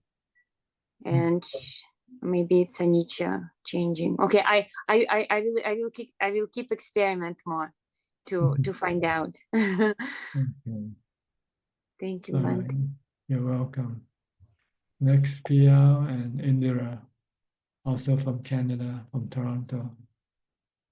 Good morning Good from morning. Toronto, Ajaan. Good morning to you. Ajaan, I have a question that is from a good friend. She asked us, so we didn't know how to answer. We thought we'll ask you. She says she can't do ever like breath meditation. Anapanasati, she tries so hard and she can't do it. So a monk has told her to do, like she says she can do asubha like all the time. She does asubha all the time and she says she's very happy doing asubha. But she asked us whether that is enough for her to like go on the path. But like from what I know, I said you have to do breath meditation too. So what do you think, Ajaan? It depends on how she does with the super meditation. See. if she use one part as like using a mantra, then that can calm her mind. Like if she can just imagine the skeleton, for instance, and then imagine the skeleton in her mind and maintain that image in her mind, then her mind can become calm, like watching the breath. Okay. Okay. But I think she contemplates She on contemplates 32 parts. 32 Then parts. that's more for wisdom, not for meditation. Exactly. That's what I thought. Because she says she's happy. Then she cannot get into jhana, but she can be happy by contemplating these 32 parts, because it can reduce her sexual cravings, and then make her mind become more calm that way.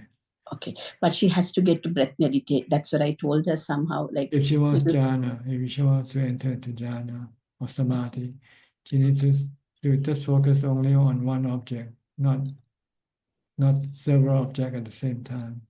Because she's thinking, see, when she contemplates, she has to use her mind. Yes. And when you practice meditation, you want to stop the mind from thinking, from using her mind. Absolutely, yes. So she has to focus only on one object of the body. Okay. Skeleton or whatever that is suitable for her. Yeah. Because I told her Buddho, that also she tried, she can't. So many things. Then I also said, but Ajahn Brahm says, like, I'm happy to be here, I'm kind to myself, and I'm not looking for anything. That also she says doesn't work. So, okay, I will tell her, Ajahn. Thank you so much. Now Thank to you. choose one particular organs of the body. Okay. And then stay focused with that object only. Don't go to other objects. Don't go to other parts. Thank you so much. Thank you, Okay, Ajahn. How about you, PL? Anything? No questions. No, thank you. Okay. No comment either, huh? Comments are there, but I don't know if you have time. Well, lot of people briefly. Okay, about the Like- karma, you talk about the 4 types. Somebody asked about the question about in one sutta, Buddha talks about 4 types of karma. The dark with dark results, bright with bright results, mixed, right, bright and dark with mixed results, and finally karma, that ending karma. So karma, that ending karma, is the Noble Eightfold Path. At the end, I think the culmination is Samma, Sati, Samma, Samadhi, and the wisdom. So finally you end the karma. So it's an activity which leads to end of activity. Yes. And that's the karma we want to develop, right? Yes. The practice of the Noble Eightfold Path. Yes. Okay, thank you. Anything Thank you else? so nice seeing you. That's it. That's it. Thank Okay. you. Seeing Next. you and listening to you, that makes us happy. Teran Saranai. Okay. Next, Philip from Malaysia. You switched to your computer. I saw you earlier with your handphone, huh? Philip, can you hear me? Can you unmute your microphone? I think he freezes. Okay. I'll go to Tommy first. Hi, Tommy. Can you hear me, Tommy? Okay, good. Go ahead. That was good. Your voice hear come me? on up. How about now? We have problem with your voice not coming on and steadily. Is it coming through? Off and on. Yes, just came on just now. Can you continue on speaking? What's that? Just keep on speaking. See if we can hear you what you want to say. Okay, I wanted to relate an experience I had in meditation. Yeah, go ahead. I was practicing the other day. It was the 50th day that I was keeping 8 precepts, and the hindrance dropped away, and the mind become very malleable. And it's like, if I want more pity, I can focus on the parikarma, and more piti come up. If I want more sukha, I focus on the parikarma and bring more sukha up. It's kind of like the radio in the old car where you have the volume and you have the tuner and you can play with the knobs. And then the mind, it starts to expand and it go deeper and there's no more thinking. And then it finished and I go out on my walking path and start going through the 32 parts. And I get to the skeleton and the mind become really interested in the skeleton. And I'm just walking back and forth and I feel like the earth element and the hardness. And then the perception change. And then I see myself like a skeleton just walking back and forth. Like I'm in a robot or something, just like observing it. And then I kind of look out at the stars in the night and I start contemplating about thinking like I'm just the chitta suspended in like infinite space. And then I thought of this teaching of Luang Por Panya. He says the world is an internal thing, like the senses and what's out there we don't really know. And I was wondering if you had any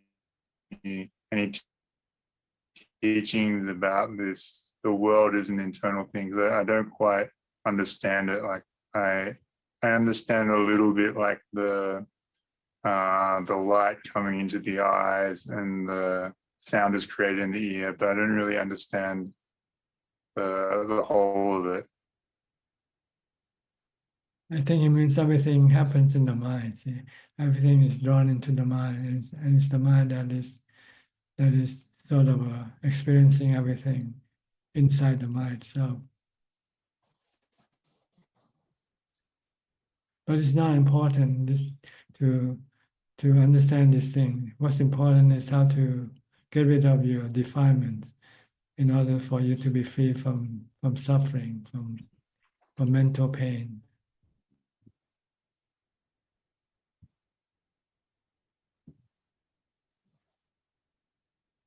Okay, what you've been doing is good. Your mind is not going after any sensual pleasure. Your mind is now evolved around the Dhamma, which you should encourage it to do more of it, to do more of it.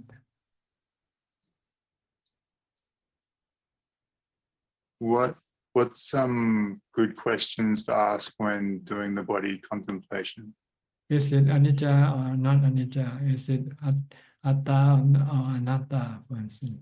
Ask the three characteristics. The question, is it dukkha or not dukkha? Is it anicca or not anicca? Is it anatta or not anatta? Then you can find the answer that to be the body is actually anicca, dukkha, anatta.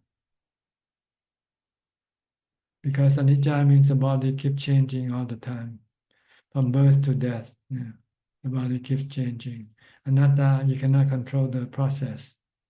It's anatta, it's not you. It doesn't belong to you, not under your control. If you want to control it, you can get dukkha, because you cannot control the body. Like when you don't want the body to get old, get sick, or die. Okay, I see.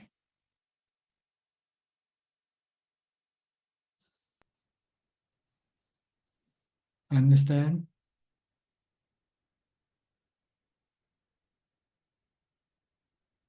Can you hear me, Tommy? We lost him now. I think your connection is not good. Yeah. I'll wait for a few more seconds.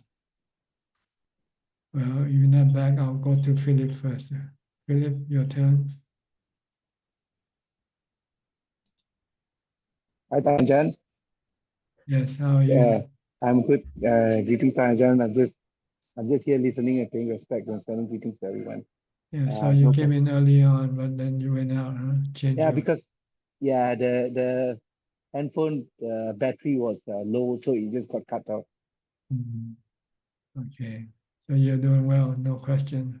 No questions. Yeah, practice is doing well. We're continuing my practice on a daily basis.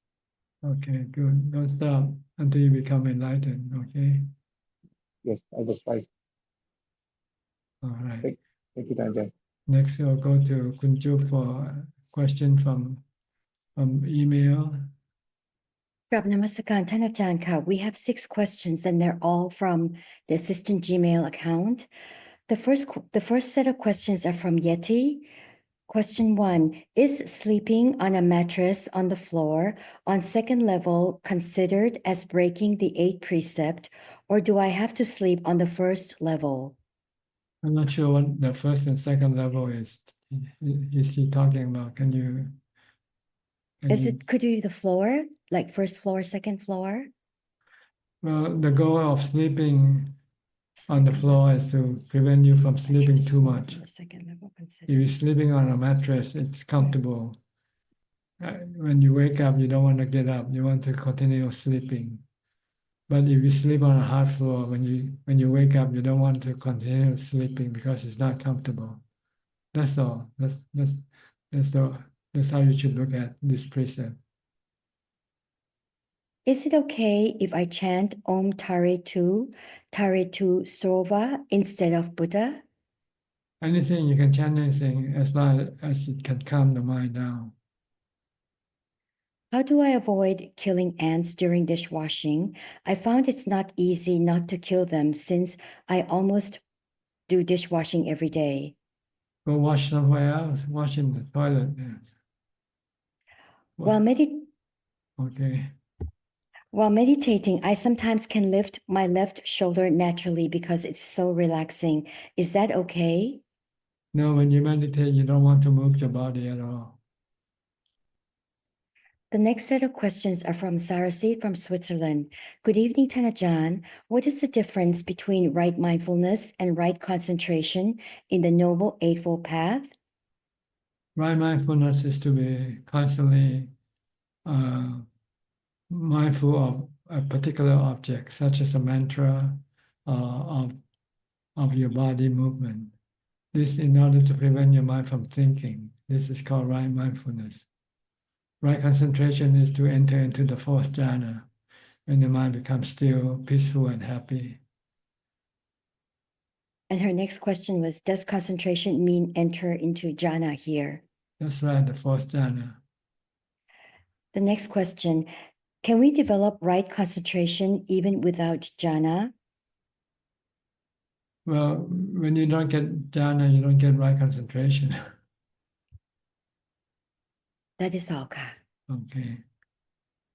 So you cannot avoid the fourth jhana. You have to get there. And it's not that difficult if you just practice a lot of mindfulness and be patient when you meditate. Don't think, don't expect to get to the result, because as soon as you expect, you're thinking already and you'll stop getting there. So don't expect anything when you meditate. Just focus on your meditation object, whether it's a mantra, Buddha, or watching your breath. That's all you need to do. And whether you get there or not, that's up to your mindfulness. All right? I think that's about all the time we have for tonight. Thank you for your company. I hope this meeting is helpful and can assist you in your path to enlightenment. In the meantime, please stay mindful, stay safe, be mindful, and keep on practicing. And if all goes well, I'll see you all at the same time next week. Thank you and goodbye. สาธุ Sadhu, sadhu, sadhu. Sadhu, Sadhu, Tanya Thank Jan. you, Tanajan. Teruan Sarana. Thank you. Thank you, Amin. Sadhu, Good night, sadhu, Amin. Good night, sadhu. everyone. Sadhu. Bye bye. Bye bye. Thank you, Amin. Thank you, Kunju. Good night. Kunju. Yeah.